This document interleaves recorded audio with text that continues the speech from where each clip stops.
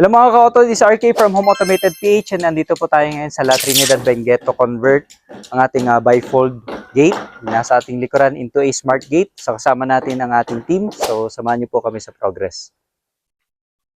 Hello mga ka-auto, this is RK from Home Automated PH. So day 3 na po tayo ng ating smart gate installation and automation. No?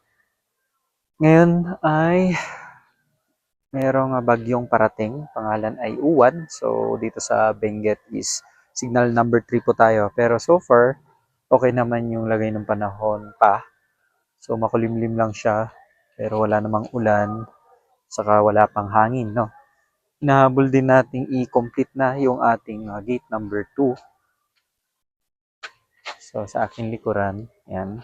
Kita niyo ating mga gates. Na-completed na yung ating gate number 1, ito. And ang gawin na tayo dun sa gate number 2. Ito itong nasa right side. No? Service gate completed na rin. Lalagyan na lang yung kanyang smart lock. Okay.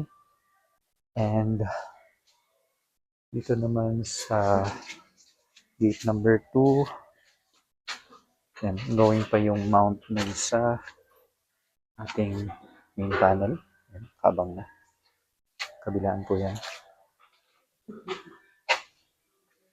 So target natin to complete yung automation nung gate number 2 for today para fully working na yung dalawa nating smart gates na. Ayan. So papansin nyo, titimpla yung ating concrete epoxy ng ating kasamahan.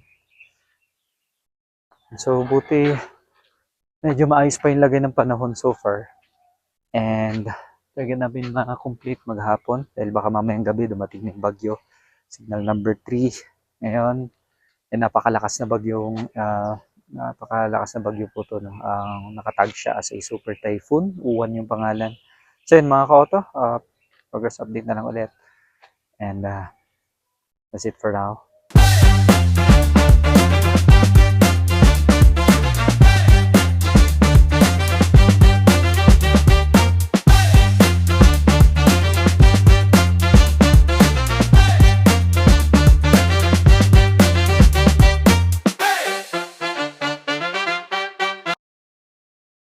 Hello mga ka-auto, so project update tayo.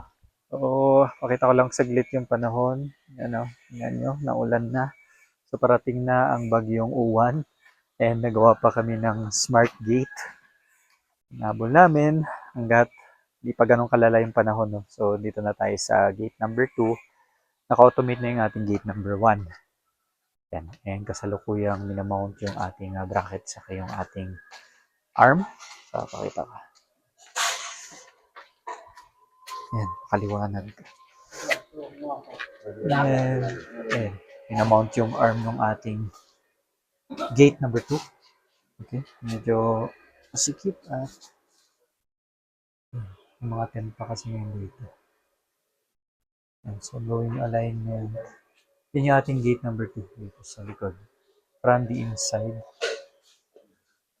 While yung ating gate number 1 is yan. Okay. Okay na yan for automation. Panel, amount na, sensors, kabilaan. Yan. Okay, yan. Okay. And sa gate number 2 naman, liwanag yung ating ilaw. Yan. Ito yung kanyang panel. Okay. Completion pa ng wiring mamaya. Yan. Okay, so dito siya sa may poste. Circuit breaker. Sensor. Nakabit pa lang. Okay. Malapit na tayo matapos. Ayan. Gawing completion ng ating bracket arm. Yan. And sana matapos bago dumilim. Pero mukhang mapapa-extend kami konti. Okay lang. Basta huwag lang lumala yung panahon, no? Kaya may experience sa mga ka-auto. So, may bagyo. Work pa rin. Tayo. Okay. So, that's it for now. Ay.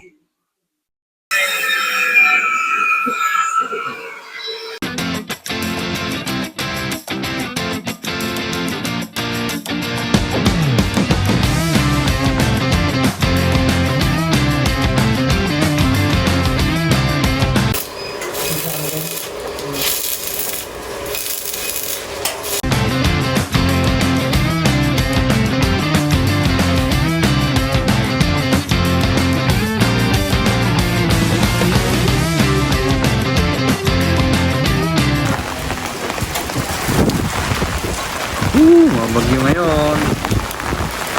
Steam. Gate to close. Okay.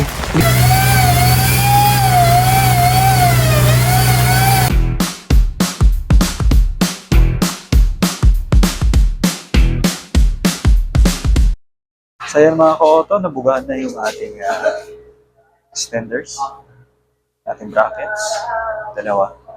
And kung papansin nyo, matching siya dun sa kulay ng ating gate para uniform siya ang tignan and consistent na. Lagyan muna natin ng dyaryo para hindi madamay yung poste saka yung other parts ng gate. So kailangan kung ano lang yung binubugahan, yun lang yung tatamaan ng ating blower, wind blower at spray.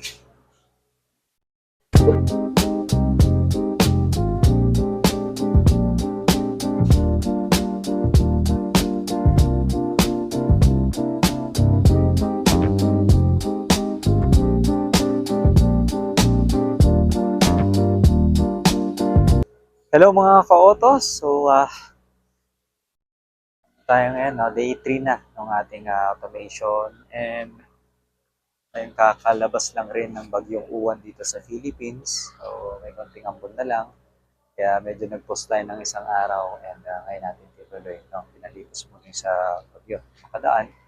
And currently, nasa finishing touch na tayo. So dyan ating team na binubugahan ng ating gate. And for final finish na and retouches. So,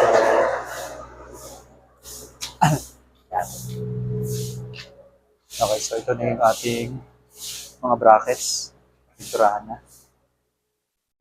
Ito yung sa gate number 1. So, dito naman sa gate number 2. Okay, pinturahan na rin siya. Hindi malakas yung hangin. Pero pa kasi buntok ng bagyo. Ito na rin yung bracket dito sa gate number 2. Panel number 2, gate number 1 pa rin. Ito yung sa right side ng gate number 1. Okay. Binubugaan din natin yung ilalim sa may bandang gulong para matakpan yung sa may mga weld marks kasi pag di ko napinturahan yung potential siyang karoon ng corrosion or kalawang. So, and susunod naman natin dito sa may gate number 2. Yan, nakasilya pa siya para malinis at makinis. So, nililiha rin po natin yan para to ensure na malinis siya bago natin pinturahan. Saka para ma-maintain yung smoothness ng ating gate. So, ganun din yung ating mga brackets. Okay. Yan. So, ito yung sa gate number 2. And dito, nakamount na yung arm pa. So, mamaya, pagbubugahan, tatanggalin pa to. And nakamasilya rin para malinis, maintain yung smoothness sa itong mga brackets na bumugahan. So, lalagyan natin dyaryo para ma-preserve yung condition ng ating mga poste. At saka yung sa ating gate, hindi siya madamay doon sa pag binubugahan. So, yan.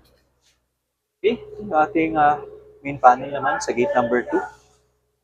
Nakabit na rin. Circuit breaker for safety, of course. So, papansin nyo walang wires, nakatakpo tayo doon sa socket na sa taas. So, natakpan na rin natin ang skin cord yan. Kaya, very clean.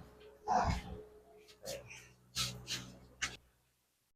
So, dito naman yan yung ating indicator bulb. So, papansin nyo, napakalinis na ng ating poste. Natakpan na rin yan, ang skin coat. Yan yung final niya, output niya. So, hindi mo mahalata na merong wires na nakalagay. Ended lahat yung mga wires. Malinis na dito. Okay.